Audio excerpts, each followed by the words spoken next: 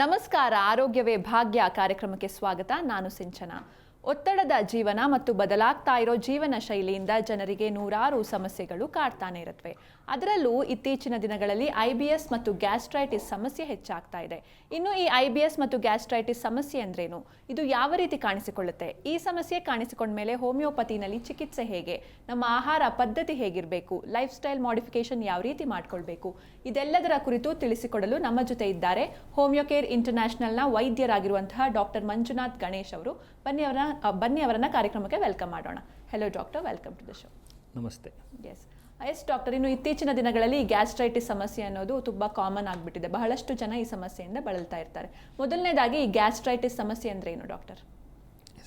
ಇವಾಗ ಗ್ಯಾಸ್ಟ್ರಿಕ್ ಅಂತ ಹೇಳಿದ ತಕ್ಷಣವೇ ಏನಾಗುತ್ತೆ, ಎಲ್ಲರೂ ಅಯ್ಯೋ ನನಗೆ ಹೊಟ್ಟೆ ಉಬ್ಬರ ಆಗ್ತಾ ಇದೆ, ಎದೆ ಭಾರ ಆಗ್ತಾ ಇದೆ ಅನ್ನೋದನ್ನು ನೀವು ಹೇಳ್ತಾ ಬರ್ತೀರಾ. ಪ್ಲಸ್ ಇದರಲ್ಲಿ ಇನ್ನೊಂದು ಏನು ಆ್ಯಡ್ ಮಾಡ್ತೀರಾ ಅಂದರೆ ಯಾಕೋ ಉರಿತಾ ಇದೆ ಅಂತ ಹೇಳಿಕೊಂಡು ನೀವು ಸ್ಟಾರ್ಟ್ ಮಾಡ್ತೀರಾ.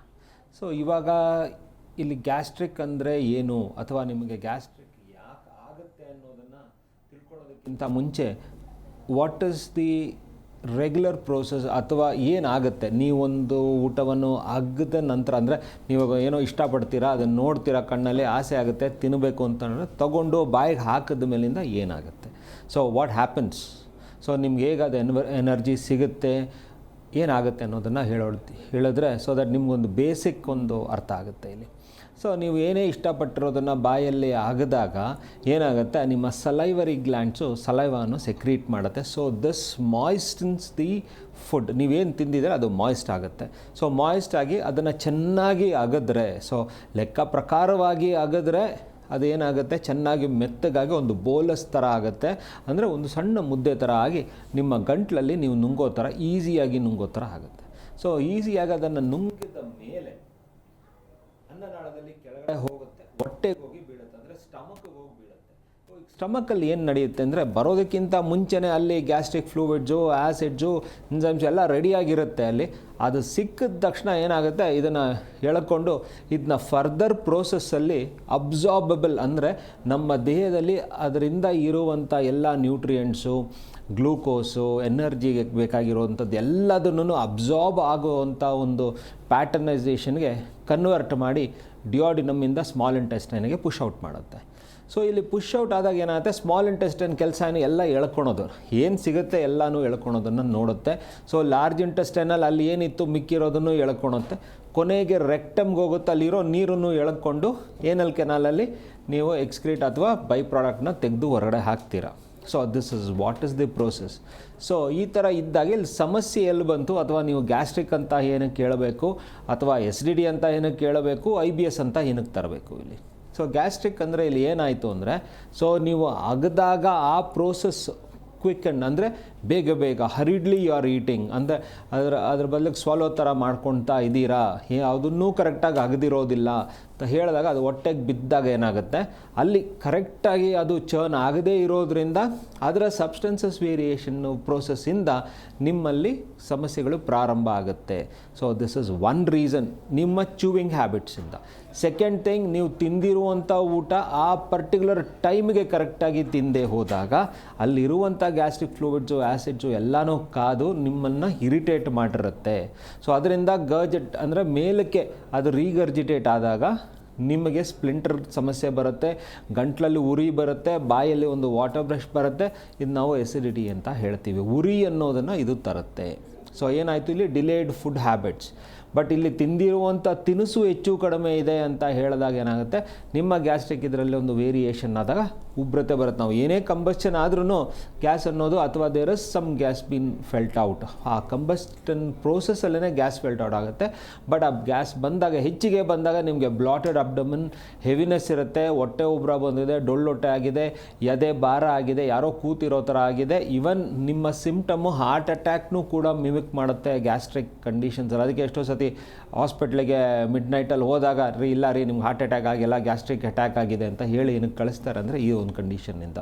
ಸೆಕೆಂಡ್ ಥಿಂಗ್, ನಿಮ್ಮ ಈಟಿಂಗ್ ಹ್ಯಾಬಿಟ್ಸು ಒಂದು ಕ್ವಾಂಟಿಟಿಗೆ ಇರುತ್ತೆ. 200 ಗ್ರಾಮ್ ತಿನ್ನೋ ಅಭ್ಯಾಸದಲ್ಲಿ ಚೆನ್ನಾಗಿದೆ, ಸಿಕ್ಕಿದೆ ಅಂತೇಳಿ ನೀವು 500 ಗ್ರಾಮ್ ತಿಂದರೆ ತೊಂದರೆ ಸ್ಟಾರ್ಟ್ ಆಗುತ್ತೆ. ಸೊ ಡೋಂಟ್ ಓವರ್ ಈಟ್ ಅಂತ. ಆದಷ್ಟು ಡಿಲೇಟ್ ಫುಡ್ಸು, ಪಂಜೆಂಟ್ ಫುಡ್ಗಳನ್ನು ಆ ತಕ್ಷಣಕ್ಕೆ ತಿನ್ನೋದನ್ನು ನೋಡಿ. ಫ್ರೀಝರ್ಗಳಲ್ಲಿ ಇಟ್ಕೊಂಡು ಅದನ್ನು ರೊಟೇಷನ್ ಮಾಡೋದಕ್ಕೆ ಹೋಗಬೇಡಿ.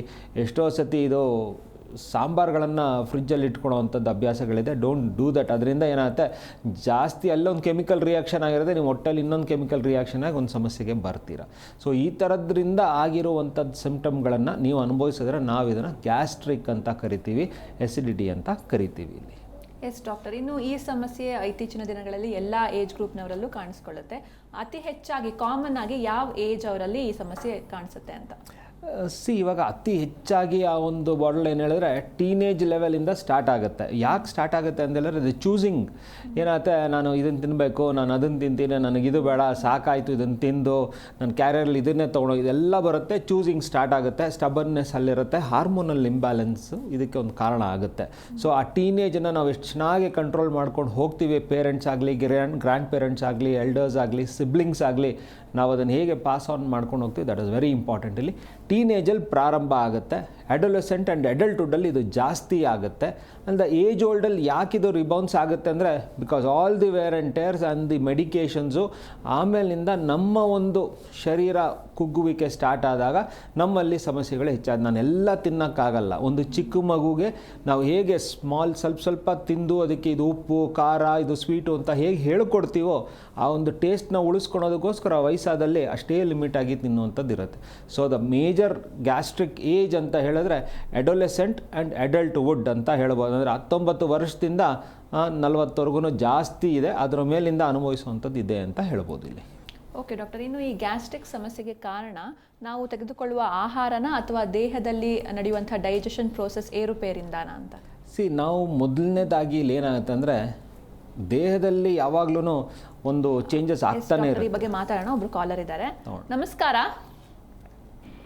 ಹಲೋ, ನಮಸ್ಕಾರ ಮೇಡಮ್. ಹೇಳಿ ಸರ್, ಎಲ್ಲಿಂದ ಕರೆ ಮಾಡ್ತಿದ್ದೀರಾ? ನಿಮ್ಮ ಹೆಸರು? ಮೇಡಮ್, ನಾನು ಡಾಕ್ಟರ್ ಗಂಗರಾಜ್ ಅಂತ ಹೇಳ್ಬಿಟ್ಟು ನಗರಿಗೆರೆ ಗೌರಿಬಿದನೂರು ತಾಲೂಕಿಂದ ಮಾಡ್ತಾ ಇದ್ದೀನಿ. ಓಕೆ ಸರ್, ಡಾಕ್ಟರ್ ಇದ್ದಾರೆ, ನಿಮ್ಮ ಸಮಸ್ಯೆ ಹೇಳ್ಕೊಳ್ಳಿ. ಹಲೋ ಸರ್, ನಮಸ್ಕಾರ ಸರ್. ಸರ್ ನಮಸ್ಕಾರ, ಹೇಳಿ ಸರ್. ಸರ್, ನಾನು ಲಾಸ್ಟ್ ಒಂದು 3-4 ಡೇಸಿಂದ ಎದೆ ಹತ್ರ ತುಂಬ ನೋವಿದೆ. ನಾನು ನಿನ್ನೆ ಡಾಕ್ಟರ್ನ ಕನ್ಸಲ್ಟ್ ಮಾಡಿದ್ದೆ. ಓಕೆ. ಅವರು ಅಕ್ಯೂಟ್ ಗ್ಯಾಸ್ಟ್ರೈಟಿಸ್ ಅಂತ ಹೇಳ್ತಿದ್ದಾರೆ. ಫೈನ್. ಅದು ಈ ಟೆಸ್ಟ್ ತಾವು ಹೇಳ್ತಿದ್ರಿ, ನೋಡಿದೆ, ಅದು ಇದು ಹಾರ್ಟ್ ಅಟ್ಯಾಕ್ ತರ ಅದನ್ನು ಕೂಡ ಮಿಮಿಕ್ ಮಾಡುತ್ತೆ ಅಂತ. ಹೌದು. ಸೊ ಸಿವಿಯರ್ ಪೇನ್, ನನಗೆ ನೀರು ಕುಡಿಲಿಕ್ಕೆ ಕೂಡ ನೀರು ಪಾಸ್ ಆದ್ರೆ ಯೂಸ್ ಆಗುತ್ತೆ, ತುಂಬಾ ನೋವ್ತಾ ಇದೆ. ಸೊ ಅದಕ್ಕೆ ತಾವು ಎಸ್ ಸರ್, ಇವಾಗ ನಾನು ಹೇಳಿರುವಂಥ ಸಿಂಪ್ಟಮ್ನ ನೀವು ಪ್ರೂವ್ಔಟ್ ಮಾಡಿದ್ದೀರಾ. ಸೊ ಏನಾಗಿದೆ ಇಲ್ಲಿ, ಅಕ್ಯೂಟ್ ಅಟ್ಯಾಕ್ಸ್ ಅಂತ ನಾವು ಏನು ಗ್ಯಾಸ್ಟ್ರಿಕ್ನ ಕರಿತೀವಿ ಅಂತ ಹೇಳಿದ್ರೆ it's a sudden volcanic attack in you, ಅಂದರೆ ಮೇಲಕ್ಕೆ ಎದ್ದು ಬಂದಿರುವಂಥದ್ದು. So it might be because of an underlining ಬೇರೆ ಏನಾದರೂ ಸಮಸ್ಯೆ ಇರಬಹುದು, ಅಥವಾ ಎಷ್ಟೋ ದಿನಗಳಿಂದ ಸಣ್ಣದಾಗಿರೋದು ಏಕ್ದಮ್ಮಾಗಿ ನೀನು ನನ್ನನ್ನು ನೋಡ್ಕೊಂಡಿಲ್ಲಪ್ಪ ಅದಕ್ಕೋಸ್ಕರ ನಾನು ಎದ್ದಿದ್ದೀನಿ ಅಂತ ಹೇಳಿ ಎದ್ದೇಳ್ಬೋದು. ಸೊ ಈ ಥರದ ಕಂಡೀಷನ್ ಆಗಿರ್ಬೋದು. ಅಥವಾ ನೀವು ತಿಂದಿರುವಂಥ ತಿನಿಸಲ್ಲಿ ಏನೋ ಹೆಚ್ಚು ಕಡಿಮೆ ಇದ್ದು ಸಡನ್ನಾಗಿ ಅದು ನಿಮಗೆ ಒಂದು ರಿಯಾಕ್ಷನನ್ನು ಕೊಟ್ಟಿರ್ಬೋದು. ಸೊ ಇದಕ್ಕೆ ತಿಳಿ ಮಾಡ್ಕೊಳೋದಕ್ಕೆ ಅಂತ ಹೇಳಿದ್ರೆ ಔಷಧಿ ಹೆಂಗಿರೋ ಸ್ಟಾರ್ಟ್ ಮಾಡಿದ್ದೀರಾ ಅಂತ ಹೇಳಿದ್ರೆ ಸ್ಟಿಕ್ ಟು ಬ್ಲ್ಯಾಂಡ್ ಡಯಟ್. ಮಸಾಲಗಳು ಬೇಡ, ಆದಷ್ಟು ಬ್ಲ್ಯಾಂಡ್ ಡಯಟಲ್ಲಿ ಇರೋದನ್ನು ನೋಡಿ. ಹಣ್ಣು ತರಕಾರಿಗಳನ್ನು ಸ್ವಲ್ಪ ಬೇಯಿಸಿ ಅಥವಾ ಬಿಸಿನೀರಲ್ಲಿ ಇಟ್ಟು ಸ್ವಲ್ಪ ತಾದ ಮೇಲಿಂದ ತಿನ್ನಿ, ಅಥವಾ ಸ್ಟೀಮ್ ಮಾಡಿ ತಿನ್ನಿ. ಸೊ ಮೆದುವಾಗಿರುತ್ತೆ. ಸೊ ಅದೇ ಥರನೇ ಹಣ್ಣುಗಳನ್ನು ಆದಷ್ಟು ಫ್ರೆಶ್ ಆಗಿ ತಿನ್ನಿ. ಆದಷ್ಟು ನೀರನ್ನು ತಗೊಳ್ಳಿ. So don't over drink. ಒಂದೇ ಸದಿಗೆ ಅರ್ಧ ಲೀಟ್ರ್ ನೀರು ಕುಡಿತೀನಿ ಅನ್ನೋದು ಬೇಡ. ಸ್ಮಾಲ್ ಕ್ವಾಂಟಿಟೀಸಲ್ಲಿ ನೀರನ್ನು ತಗೊಳ್ಳಿ. ಆಮೇಲೆ ಸ್ವಲ್ಪ ಓಡಾಡಿ, ಯಾಕಂದರೆ ಮೈಗೂ ಸ್ವಲ್ಪ ಮೂಮೆಂಟ್ ಬೇಕಾಗತ್ತೆ. ಸೊ ಅದರಿಂದ ಸ್ವಲ್ಪ ಓಡಾಡಿ, ಮಲಗೇ ಇರಬೇಡಿ. ಸೊ ಆ ಒಂದು ಕಂಡೀಷನ್ನ ನೋಡ್ಕೊಳ್ಳಿ. ಮಲ್ಕೊಂಡ್ರೂ ಸ್ವಲ್ಪ ಲೆಫ್ಟ್ ಸೈಡಿಗೆ ಮಲ್ಕೊಂಡು ಸ್ವಲ್ಪ ಆರಾಮಾಗಿರೋದನ್ನು ನೋಡಿ. This is one thing. As you are on medication on an acute attack ಏನೂ ತೊಂದರೆ ಆಗೋದಿಲ್ಲ. ಬಟ್ ರಿಲ್ಯಾಪ್ಸ್ ಆದರೆ ಇಟ್ ಬಿಕಮ್ಸ್ ಕ್ರಾನಿಕ್. ಅದಕ್ಕೆ ರೆಗ್ಯುಲರ್ ಆಗಿ ಟ್ರೀಟ್ಮೆಂಟ್ನ ಮಾಡಬೇಕಾಗತ್ತೆ. ಸದ್ಯಕ್ಕೆ ಒಂದು ಪ್ಲಾಸ್ಟಿಕ್ ಅವರ್ ಟ್ರೀಟ್ಮೆಂಟ್ ನಡೀತಾ ಇರುತ್ತೆ. ಸೊ ಚಿಂತೆ ಮಾಡಿಬಿಡಿ, will get over it. But relapses ಆಯಿತು ಅಂದರೆ you need to be on a proper regular ಟ್ರೀಟ್ಮೆಂಟನ್ನು ಮಾಡ್ಕೊಳ್ಬೇಕಾಗತ್ತೆ. ಓಕೆ, ಥ್ಯಾಂಕ್ ಯು ಸರ್ ಕರೆ ಮಾಡಿದ್ದಕ್ಕೆ. ಎಸ್ ಡಾಕ್ಟರ್, ಇನ್ನು ಆಗಲೇ ಮಾತಾಡ್ತಾ ಇದ್ವಿ ನಾವು ತೆಗೆದುಕೊಳ್ಳುವಂತಹ ಆಹಾರದಿಂದ ಈ ಸಮಸ್ಯೆನ ಅಥವಾ ಡೈಜೆಷನ್ ಪ್ರೋಸೆಸ್ ಏರುಪೇರಿಂದಾನ ಅಂತ. ಎಸ್, ಇವಾಗ ಇವರೇ ಒಂದು ಎಕ್ಸಾಂಪಲ್ ಕೊಟ್ಟರು. ಸೊ ಈ ಥರ ಕಂಡೀಷನಲ್ಲಿ ಏನಾಗಿರುತ್ತೆ ಅನ್ನೋದನ್ನು ವಿಸ್ತಾರವಾಗಿ ಹೇಳಬೇಕು ಅಂತ ಹೇಳಿದ್ರೆ, ಇವರು ಏನೋ ಒಂದು ತಿನಿಸನ್ನು ತಿಂದಿರ್ಬೋದು ಅಥವಾ ಏನೋ ಒಂದು ಅಂಡರ್ಲೈನಿಂಗ್ ಕಾಸ್ ಇರ್ಬೋದು, ಸಡನ್ನಾಗಿ ಅದು ಇರಪ್ಟ್ ಔಟ್ ಆಗಿರುತ್ತೆ. ಫಾರ್ ಎಕ್ಸಾಂಪಲ್, ತಿಂದಿರೋ ತಿನಿಸಲ್ಲಿ ಹೆಚ್ಚು ಕಡಿಮೆ ಆಗಿದ್ದಾರೆ ಮಾಡಿಕೊಂಡ್ರೆ ಏನಾಯ್ತಂದರೆ, either it would be an old food or suddenly prepared food where the proper chemical balance or chemical condition is not could have happened. Certain ಟೈಮ್ಸಲ್ಲಿ ಏನಾಗುತ್ತೆ, ಎಲ್ಲೋ ಈಸ್ಟ್ ಪಾರ್ಟಿಕಲ್ ಉಳಿದೋಗಿರುತ್ತೆ. ನಾರ್ಮಲಿ ಬೇಕ್ರಿ ಫುಡ್ಗಳಲ್ಲಿ ಇದಾಗುತ್ತೆ. ಸೊ ಈಸ್ಟ್ ಪಾರ್ಟಿಕಲ್ ಉಳಿದೋಗಿರುತ್ತೆ, ಅದಿರುತ್ತೆ. ಅಥವಾ ಅಡುಗೆಗೆ ಹಾಕುವಂಥದ್ದರಲ್ಲಿ ಏನಾದ್ರೂ ಹೆಚ್ಚು ಕಡಿಮೆ ಆಗಿದ್ದಾಗ ಮಸಾಲಗಳಲ್ಲಾಗುತ್ತೆ. ಓಲ್ಡ್ ಫುಡ್ಡಿಂದ ಕೂಡ ಇದು ಆಗುತ್ತೆ. ಇನ್ನೊಂದು ಏನಂದರೆ, ಟೈಮಿಗೆ ಕರೆಕ್ಟಾಗಿ ಊಟ ಮಾಡಲಿಲ್ಲ ಅಂತ ಹೇಳಿದ್ರೂ ಕೂಡ ಆಗುತ್ತೆ. So what happens in the process? ಇವಾಗ ನಾವೆಲ್ಲ ಸ್ಕೂಲ್ ಟೈಮಲ್ಲಿ ನೋಡಿದ್ದೀವಿ, ಒಂದು ನಾಯಿ ಇರುತ್ತೆ, ಅದಕ್ಕೆ ಅದು ಸಲೈವಾ ಸೆಕ್ರೇಟ್ ಮಾಡುತ್ತೆ, ಗ್ಯಾಸ್ಟ್ರಿಕ್ ಫ್ಲೂಯಿಡ್ ಸೆಕ್ರೇಟ್ ಮಾಡೋದು, ಒಂದು ಎಕ್ಸ್ಪೆರಿಮೆಂಟ್ ನಾವು ನೋಡಿದ್ದೀವಿ, ಓದಿದ್ದೀವಿ ಅಲ್ಲಿ. ಸೊ ಇಲ್ಲಿ ಏನು ಆಗ್ತಾ ಇದೆ ಅಂದರೆ, ಮನಸ್ಸು ಏನೇ ಒಂದು ಇಷ್ಟಪಟ್ಟು ಆಸೆಪಟ್ಟು ತಿಂದಾಗ ಏನಾದರೆ there is a stimulation which happens. ನಮಗೇನೋ ಒಂದು ಖುಷಿ ಅನಿಸುತ್ತೆ, ತಿನ್ನಬೇಕು ಅಂತ ಒಂದು ಇಂಪಲ್ಸ್ ಅನಿಸುತ್ತೆ. ಬಟ್ ಹೊಟ್ಟೆಯಲ್ಲಿ ಆ ಪರ್ಟಿಕ್ಯುಲರ್ ಟೈಮಿಗೆ ಅದು ಅಭ್ಯಾಸ ಆಗಿರುತ್ತೆ. ಯಾಕೆ ಅಭ್ಯಾಸ ಆಗುತ್ತೆ ಅಂದರೆ, ಚಿಕ್ಕ ವಯಸ್ಸಲ್ಲಿ ಎವ್ರಿ 2 hours ತಿನ್ಕೊಂಡು ಅಭ್ಯಾಸ ಇರುತ್ತೆ. ಸ್ಕೂಲ್ಗೆ ಹೋದಾಗ 4 hourly ಆಗುತ್ತೆ. ಆಮೇಲಿಂದ ನಾವು ಬೈ ಚಾಯ್ಸ್ ಏನು ಮಾಡ್ತೀವಿ, 6 hourly ಮಾಡ್ತೀವಿ. ಅದನ್ನು ಏನೋ ಡಿಲೇಯಿಂದ ಅದು 8 hourಗೆ ಆಗುತ್ತೆ, 12 hourಗೂ ಕೂಡ ಮಾಡ್ಕೊಳ್ತೀವಿ ನಾವಲ್ಲಿ. ಸೊ ಈ ಥರ ಒಂದು ಡಿಲೇಡ್ ಪ್ರೋಸೆಸ್ ಆದಾಗ, ಬಟ್ ಹೊಟ್ಟೆಲಿ ಕೇಳೋದಿಲ್ಲ ಅದು. ಅದರ ಪ್ರಕಾರವಾಗಿ ಅದೇನು ಮಾಡುತ್ತೆ, ಗ್ಯಾಸ್ಟ್ರಿಕ್ ಫ್ಲೂಯಿಡ್ಸ್ನ ಸೆಕ್ರೀಟ್ ಮಾಡಿರುತ್ತೆ, ಆ್ಯಸಿಡ್ ಸೆಕ್ರೇಟ್ ಆಗಿರುತ್ತೆ, ಅಲ್ಲೊಂದು ಆ್ಯಕ್ಟಿವಿಟಿ ಪ್ರೋಸೆಸ್ಸು ಸ್ಟಾರ್ಟ್ ಆಗಿರುತ್ತೆ. ಸೊ ಈ ಥರ ಆದಾಗ ನಮ್ಮ ಪ್ರೋಸೆಸ್ ಎಡವಟ್ಟು ಬರುತ್ತೆ ಇಲ್ಲಿ. ಸೊ ಅದಕ್ಕೆ ತಕ್ಷಣಕ್ಕೆ ನೀವು ಅಲ್ಲಿ ಏನಾದ್ರು ಕೊಡಬೇಕು ತಿನ್ನೋದಕ್ಕೆ, ತಿನಿಸನ್ನು ಕೊಡಲಿಲ್ಲ ಅಂದರೆ ಈ ಗ್ಯಾಸ್ಟ್ರಿಕ್ ಸಮಸ್ಯೆಯಲ್ಲಿ ನೀವು ಒಳಗೆ ಬೀಳ್ತೀರ. ಓಕೆ ಡಾಕ್ಟರ್, ಇನ್ನು ಬಹಳಷ್ಟು ಜನ ಈ IBS ಸಮಸ್ಯೆಯಿಂದ ಬಳಲ್ತಾ ಇರ್ತಾರೆ, ಆದರೆ ಅವ್ರಿಗೆ ಗೊತ್ತಿರಲ್ಲ ಇದಕ್ಕೆ IBS ಅಂತ ಹೇಳ್ತಾರೆ ಅಂತ. ಸೊ ಈ IBS ಸಮಸ್ಯೆ ಅಂದ್ರೇನು, ಇದಕ್ಕೆ ಕಾರಣ ಹಾಗೂ ಲಕ್ಷಣಗಳೇನು? ಸಿಂಪ್ಲೆಸ್ಟ್ ಥಿಂಗ್ ಅಂದರೆ ಕಾರಣ ಹೇಳ್ತೀನಿ ನಾನು. ಸೊ ಇವಾಗ ನಿಮ್ಗೆ ಹೇಗೆ ನೀವು IBS ಅಂತ ಐಡೆಂಟಿಫೈ ಮಾಡ್ತೀರಾ ಅಂದರೆ, ಅಲ್ಲಿ ಗಿವ್ ಯು ಕ್ವೈಟ್ ಎಕ್ಸಾಂಪಲ್ ಇಲ್ಲಿ. ಸೊ ಎಕ್ಸಾಮ್ ಟೈಮ್ಸ್ ಆಗಿದೆ, ಎಷ್ಟೋ ಜನ ಮಕ್ಳು ಏನು ಮಾಡಿರ್ತಾರೆ, ಎಲ್ಲ ರೆಡಿಯಾಗಿ ಯೂನಿಫಾರ್ಮು ಹಾಕ್ಕೊಂಡು ಪ್ಯಾಡು ಕೈಯಲ್ಲಿ ಇಟ್ಕೊಂಡು ಗೇಟಿಂದ ಹೊರಡೆ ಬಂದು ಎಲ್ಲ ಅಲ್ಲೇ ಇಟ್ಬಿಟ್ಟು 1 ನಿಮಿಷ ಟಾಯ್ಲೆಟ್ಗೆ ಹೋಗಿ ಬರ್ತೀನಿ ಅಂತ ಹೇಳ್ತಾರೆ. So this is a classical exam for an IBS. ಇಲ್ಲಿ ಏನಾಗ್ತಾ ಇದೆ ಅಂತ ಹೇಳಿದ್ರೆ, ಬಿಕಾಸ್ ಅವರ ಒಂದು ಮೆಂಟಲ್ ಸ್ಟಿಮ್ಯುಲಸ್, ಒಂದು ಆಂಗ್ಸೈಟಿ ಲೆವೆಲ್ ಹೆಚ್ಚಾದಾಗ ಏನಾಗುತ್ತೆ, ಸ್ವಲ್ಪ ಆ್ಯಸಿಡ್ ಸೆಕ್ರೀಟ್ ಆದಾಗ ಒಂದು ಇರಿಟೇಷನ್ ಸ್ಟಾರ್ಟ್ ಆಗುತ್ತೆ. ಸೊ ಅದೇ ಥರನೇ ಒಕ್ಕಳಿಂದ ಸ್ವಲ್ಪ ಲೆಫ್ಟ್ ಸೈಡಿಗೆ ಒಂದು ಕ್ಯೂಚಿದ ನೋವನ್ನು ಅನುಭವಿಸ್ತಾರೆ. So there is an urge to pass stools.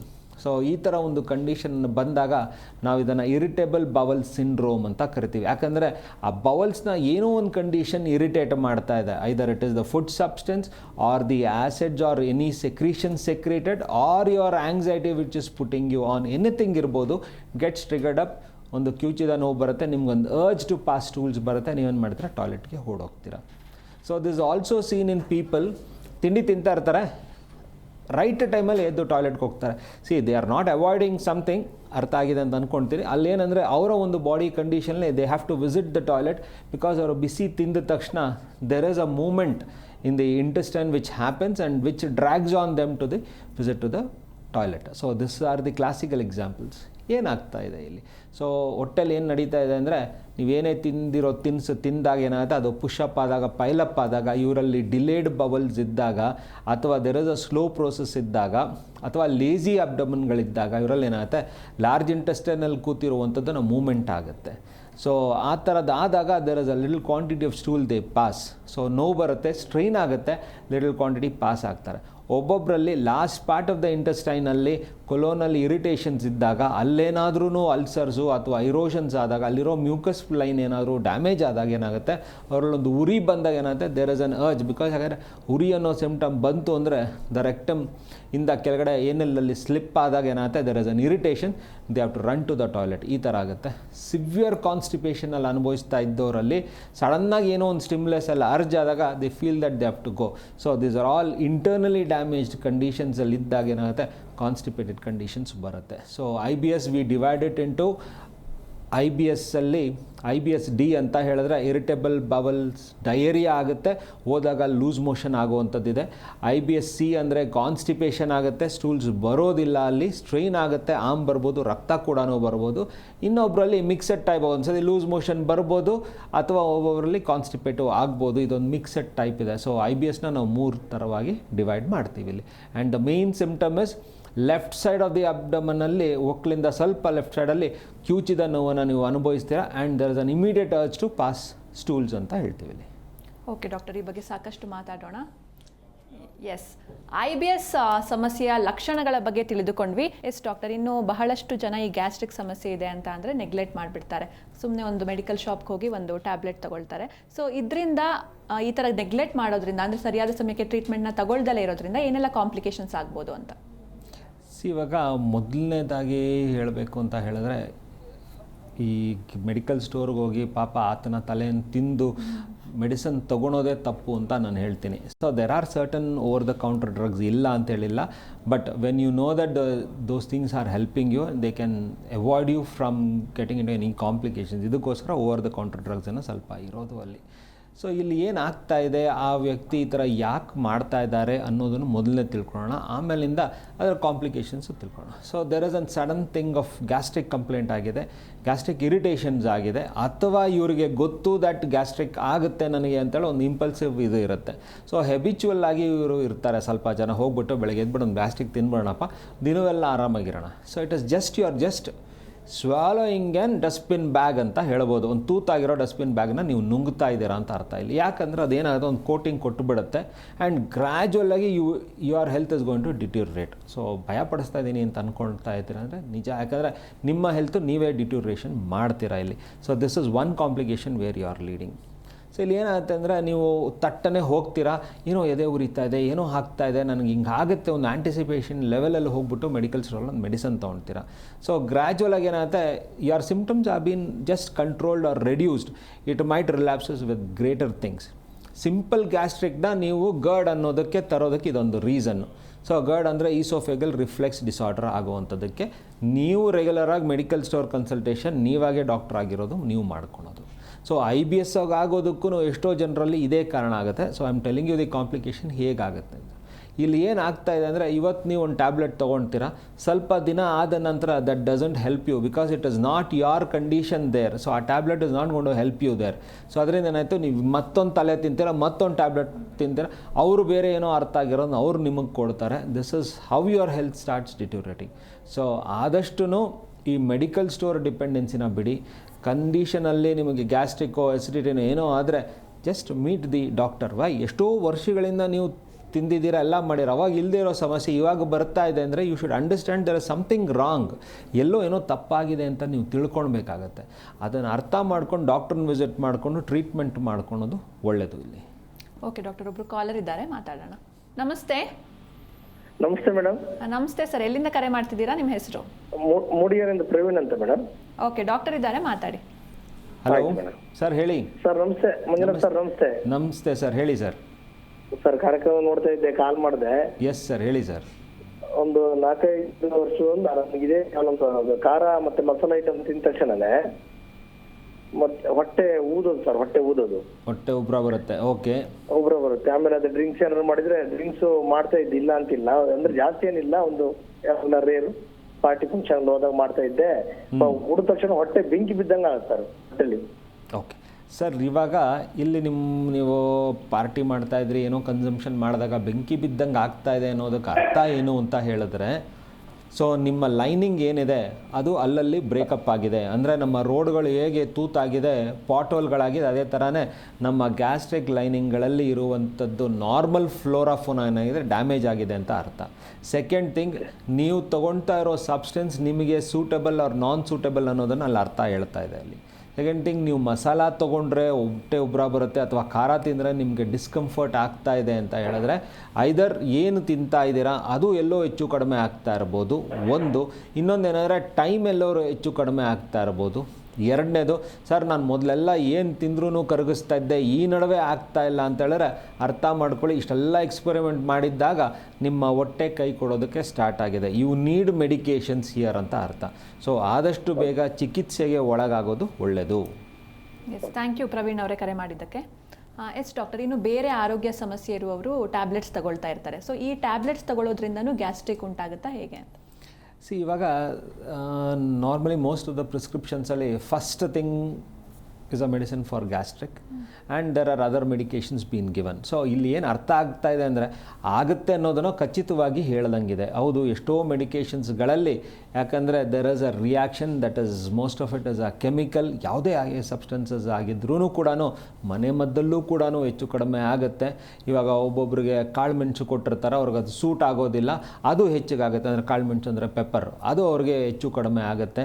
ಅಥವಾ ಜೇನುತುಪ್ಪದಲ್ಲಿ ಈ ಪೆಪ್ಪರ್ನ ತೊಗೊಂಡ್ರು ಕೆಮ್ಮಿದ್ದಾಗ ಅದು ಎಸಿಡಿಟಿ ಆಯಿತು ಅಂತ ಹೇಳಿದ್ರೆ that shows that their lining is been damaged ಅಂತ ಅರ್ಥ ಇಲ್ಲಿ. ಸೊ ಈ ಥರದ ಸಿಂಪ್ಟಮ್ಗಳನ್ನು ಆಗುತ್ತೆ, ಇಲ್ಲ ಅಂತೇಳಿ.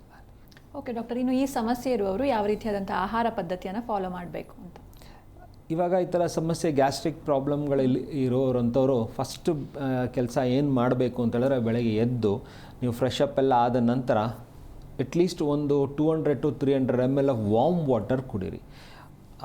ಜೀರಿಗೆ ಹಾಕಿದೆ, ಸೋಂಫ್ ಹಾಕಿದೆ, ಸಬ್ಜಾ ಸೀಡ್ಸ್ ಹಾಕಿದೆ, ಚಿಯಾ ಸೀಡ್ಸ್ ಹಾಕಿದೆ, ಎನಿಥಿಂಗ್ ಇಸ್ ಫೈನ್. ನಿಮ್ಗೆ ಯಾವ್ದು ಕಂಫರ್ಟೇಬಲ್ ಇದೆಯೋ ನೀವು ಅದನ್ನು ಹಾಕ್ಕೊಳ್ಳಿ.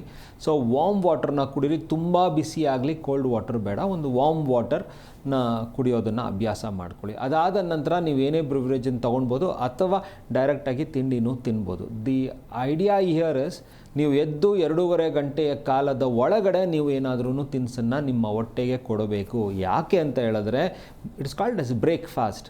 ರಾತ್ರಿ ಮಲಗಿಂದ ಬೆಳಗ್ಗೆ ಎದ್ದೇಳೋವರೆಗೂ ಸುಮಾರು 6 ಅಥವಾ 8 ಗಂಟೆ ಕಾಲ ನಿಮ್ಮ ದೇಹಕ್ಕೇನು ಕೊಟ್ಟಿರೋದಿಲ್ಲ. ಹೊಟ್ಟೆಯಲ್ಲಿ ಸೆಕ್ರೀಟ್ ಆಗೇ ಆಗಿರುತ್ತೆ. ಸೊ ಅದರಿಂದ it has to be fed. ನೀವು ಏನಾದ್ರು ತಿನ್ನಬೇಕಾಗತ್ತೆ ಅನ್ನೋ ಒಂದು ಲೆಕ್ಕದಲ್ಲಿ ವಿತಿನ್ 2.5 hours ನೀವು ತಿನಿಸನ್ನು ತಿನ್ನಬೇಕು. ಅಲ್ಲಿಂದ ಕೀಪ್ ಅ 4 hour ಇಂಟರ್ವೆಲ್. ಏನಾದರೂ ಲೈಟಾಗಿ ತೊಗೊಳೋದನ್ನು ನೋಡಿ, ಅಥವಾ 4 hour ಇಂಟರ್ವೆಲಲ್ಲಿ ಚೆನ್ನಾಗಿ ಊಟವನ್ನು ಮಾಡಿ. ಸೊ ಈ ಊಟದಲ್ಲಿ, ಮಧ್ಯಾಹ್ನ ಊಟದಲ್ಲಿ ಎಲ್ಲ ಥರದ ಸಬ್ಸ್ಟೆನ್ಸಸ್ ಇರಲಿ. ಅಂದರೆ ಒಂದು ಹಣ್ಣು ಅಥವಾ ಸ್ವಲ್ಪ ವೆಜಿಟೇಬಲ್ ಆಸ್ ಸಲಾಡ್, ಚಪಾತಿ, ಮುದ್ದೆ ಅಥವಾ ಜೋಳದ ರೊಟ್ಟಿ, ಸ್ವಲ್ಪ ಅನ್ನ, ಪಲ್ಯ ಎಲ್ಲನೂ ಇರಲಿ. ನಾನ್ ವೆಜ್ ತಿನ್ನೋರು ತೊಗೊಳ್ಬೋದು, ಮೀನು ಎಲ್ಲನೂ ತೊಗೊಳ್ಳಿ. ಸೊ ಅದರ ಜೊತೆಯಲ್ಲಿ ನೀರನ್ನು ಚೆನ್ನಾಗಿ ಕುಡೀರಿ. ಸೊ ನೀರಿನ ಕ್ಯಾಲ್ಕುಲೇಷನ್ಸು ಕೂಡ ಹೇಳ್ತೀನಿ ನಾನು. ಸೊ ನೀರನ್ನು ಚೆನ್ನಾಗಿ ತೊಗೊಳ್ಳಿ. ಚೆನ್ನಾಗಿ ಅಗೆದು ನೀವು ಆಹಾರವನ್ನು ತಿನ್ನಬೇಕಾಗತ್ತೆ. ಸೊ ಮಧ್ಯಾಹ್ನದಲ್ಲಿ, ಯಾಕಂತ ಹೇಳಿದ್ರೆ ನಿಮ್ಮ ಇನ್ಸುಲಿನ್ ಲೆವೆಲ್ ಸ್ಪೈಕಪ್ ಆಗಿರುತ್ತೆ. So that is the right time to have good quantity of food. ಆದಷ್ಟು ಪಾರ್ಟಿಗಳನ್ನು ಇವಾಗ ಮಧ್ಯಾಹ್ನಕ್ಕೆ ಮಾಡ್ಕೊಳ್ಳಿ ಅನ್ನೋದನ್ನು ಐಡಿಯಾ ಕೊಟ್ಟಿದ್ದೀನಿ ನಾನಿಲ್ಲಿ. ಸೊ ಏನಾಗುತ್ತೆ, ನಿಮ್ಮ ಇನ್ಸುಲಿನ್ ಸ್ಪೈಕಪ್ ಆಗಿದ್ದಾಗ there is no fear of further damage of diabetes ಇದೆಲ್ಲ ಬರುತ್ತೆ ಅನ್ನೋದನ್ನು ಹೆದರಬೇಡಿ. ಚೆನ್ನಾಗಿ ತಿನ್ನಿ. Insulin is going to open up the particular every cell and glucose will enter there. So glucose concentration ನಿಮ್ಮ ಬ್ಲಡ್ಡಲ್ಲಿ ಕಡಿಮೆ ಇರುತ್ತೆ. ಅಲ್ಲಿಂದ ಸಾಯಂಕಾಲಕ್ಕೆ ಬನ್ನಿ. ಗಿವ್ ಅ 4 hour ಗ್ಯಾಪಿಗೆ ಏನಾದರೂ ಲೈಟಾಗಿ ಒಂದು ತಿನಿಸನ್ನು ತಿಂದು ಮಲಗೋದಕ್ಕಿಂತ ಒಂದು 2 hours ಮುಂಚೆನೇ ಏನಾದರೂ ಹಾಲು ಕುಡಿಯೋದು ಅಥವಾ ಬಿಸಿನೀರು ಕುಡಿಯೋವಂಥದ್ದು ಅಭ್ಯಾಸಗಳಿದ್ದರೆ ಅದನ್ನು ಮಾಡಿ ಒಂದು 10 to 15 minutes ಸ್ವಲ್ಪ ಓಡಾಡಿ ಮಲ್ಕೊಳ್ಳಿ. ಈ ಒಂದು ಪ್ರೋಸೆಸ್ನ ಫಾಲೋ ಮಾಡಿ. ಸೊ ಅಥವಾ ಓವರ್ ಈಟಿಂಗ್ ನಾನು ಮಾಡಿಬಿಟ್ಟಿದ್ದೀನಿ, ಬೆಳಗ್ಗೆಲ್ಲೋ ಇದು ನಾನು ಉಪವಾಸ ಮಾಡಿದ್ದೀನಿ ಅಂತ ಹೇಳಿದ್ರೂ don't overeat in the night. ಆದಷ್ಟು ಲಿಮಿಟಾಗಿ ಅಥವಾ ಮಿನಿಮಲ್ ಫುಡ್ಡನ್ನು ರಾತ್ರಿ ಉಪಯೋಗಿಸಿ. ಸೊ ನೀರು ಶೇಕಡ ಅಂತ ಹೇಳಿದ್ರೆ ಮಿನಿಮಮ್ 2 liters ಅಂತ ಹೇಳ್ತೀವಿ.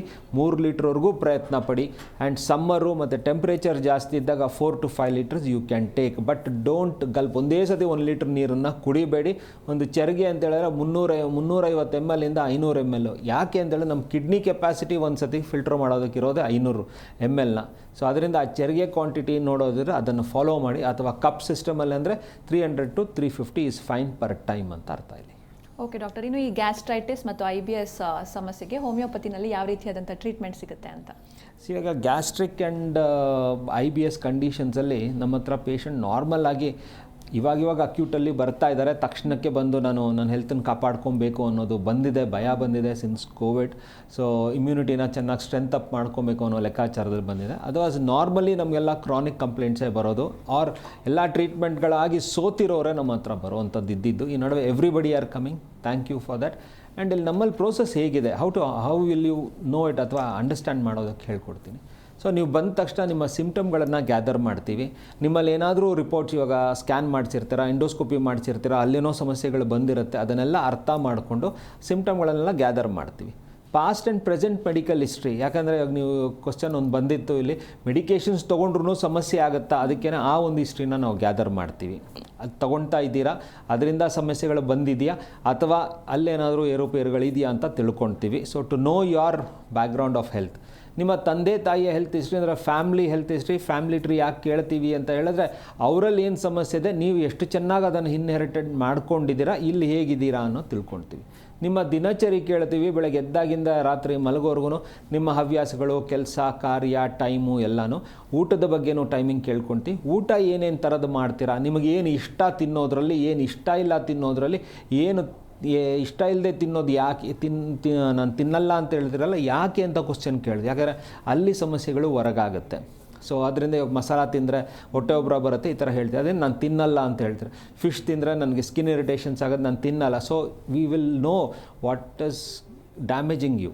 ಸೊ ಒಂದು ಬವಲ್ ಆ್ಯಕ್ಟಿವಿಟೀಸ್ ಎಲ್ಲ ತಿಳ್ಕೊಳ್ತೀವಿ, ಸ್ಲೀಪ್ ಪ್ಯಾಟರ್ನ್ಸ್ ಎಲ್ಲ ತಿಳ್ಕೊಂಡು ನಿಮ್ಮ ಮನಸ್ಸಿನ ಬಗ್ಗೆ ಕೇಳ್ತೀವಿ. ಯಾಕಂದರೆ IBSಲ್ಲಿ ತುಂಬ ಇಂಪಾರ್ಟೆಂಟ್ ಆಗಿ ಬರುತ್ತೆ ಮನಸ್ಸು. ಆ್ಯಂಗ್ಸೈಟಿ ಲೆವೆಲ್ಸ್ ಏನಿದೆ, ನಿಮ್ಮ ಆ್ಯಂಗರ್ ಮ್ಯಾನೇಜ್ಮೆಂಟ್ ಏನಿದೆ, ಭಯ ಏನೇನರಲ್ಲಿದೆ, ಇದನ್ನೆಲ್ಲ ಲೆಕ್ಕಾಚಾರ ಹಾಕ್ತೀವಿ. ಹೆಣ್ಣು ಮಕ್ಕಳಲ್ಲಿ ಅವರ ಮೆನ್ಸ್ಟ್ರುವಲ್ ಡೀಟೇಲ್ಸ್ ಯಾಕೆ ಕೇಳ್ತೀವಿ ಅಂದರೆ ಹಾರ್ಮೋನಲ್ ಇಂಬ್ಯಾಲೆನ್ಸಿಂದ ಕೂಡ ಗ್ಯಾಸ್ಟ್ರಿಕ್ ಆಗುತ್ತೆ. ಸೊ ಪೀರಿಯಡ್ಸ್ ಅಪಿಯರ್ ಆಗ್ತಾ ಇದ್ದಂಗೆ ಸ್ವಲ್ಪ ಜನ ಹೊಟ್ಟೆ ನೋವು, ಲೂಸ್ ಮೋಷನ್ಸ್ ಬರುವಂಥದ್ದಿದೆ, ಅಥವಾ ಕಾನ್ಸ್ಟಿಪೇಟ್ ಆಗ್ತಾರೆ. ಈ ಒಂದು ಸಿಮ್ಟಮ್ಗಳನ್ನು ನಾವು ಗ್ಯಾದರ್ ಮಾಡಿಕೊಂಡು ಉದ್ದಗಲಗಳನ್ನೆಲ್ಲ ಲೆಕ್ಕ ಹಾಕ್ಕೊಂಡು ಟ್ರೀಟ್ಮೆಂಟ್ನ ಬೈ ಕೋರ್ಸ್ ಆಗಿ ಒಂದು ಡ್ಯೂರೇಷನಲ್ ಪ್ಲ್ಯಾನ್ ಆಗಿ ನಾವು ಟ್ರೀಟ್ಮೆಂಟ್ನ ಅಡ್ವೈಸ್ ಮಾಡ್ತೀವಿ ಇಲ್ಲಿ. ಓಕೆ ಡಾಕ್ಟರ್, ಒಬ್ಬರು ಕಾಲರ್ ಇದ್ದಾರೆ, ಮಾತಾಡೋಣ. ನಮಸ್ಕಾರ. ನಮಸ್ತೆ. ನಮಸ್ತೆ ಸರ್. ನಮಸ್ತೆ, ಕೇಳಿಸ್ತಾ ಇದೆಯಾ? ಕೇಳಿಸ್ತಾ ಉಂಟು. ಓಕೆ, ಎಲ್ಲಿಂದ ಕರೆ ಮಾಡ್ತಿದ್ದೀರಾ? ನಿಮ್ಮ ಹೆಸರು? ನಾವು ಮಂಗಳೂರಿಂದ. ಓಕೆ, ಡಾಕ್ಟರ್ ಇದ್ದಾರೆ, ಮಾತಾಡಿ. ಹಲೋ ಸರ್, ಹೇಳಿ. ಸರ್ ನಮಗೆ 65 ವರ್ಷ ಆಯಿತು. Good sir. 65. ಒಳ್ಳೆಯದು ಸರ್, ಹೇಳಿ. ಸರಿ, ನನಗೆ ಹೊಟ್ಟೆ ಉಬ್ಬರ, ಗ್ಯಾಸ್ಟ್ರಿಕ್ ಭಯಂಕರ ಗ್ಯಾಸ್ಟ್ರಿಕ್ ಇದೆ. ಇದು ಸದ್ಯ ಸ್ಟಾರ್ಟ್ ಆಗಿದೆಯಾ ಇಲ್ಲ ಮುಂಚಿನಿಂದನೇ ಇತ್ತ ಪದಾರ್ಥ ತಿಂದಿದ್ದಕ್ಕೆ ಏನಾದರೂ 3 ತಿಂಗಳಾಯಿತು. 3 ತಿಂಗಳಿಂದ ಸಿವಿಯರ್ ಆಗಿದೆ ಅಂತ ಹೇಳ್ತಾ ಇದ್ದೀರಾ? ಓಕೆ ಸರ್, ಏನಾದರೂ ಔಷಧಿ ಏನಾದರೂ ಹೆಚ್ಚು ಕಡಿಮೆ ಆಗಿದೆಯಾ, ಇಲ್ಲ ನಿಮ್ಮ ಓಡಾಟಕ್ಕೆ ಏನಾದರೂ ಕಡಿಮೆ ಆಗಿದೆಯಾ, ಅದರಲ್ಲಿ ಏನಾದ್ರು ಸಮಸ್ಯೆ ಉಂಟಾ?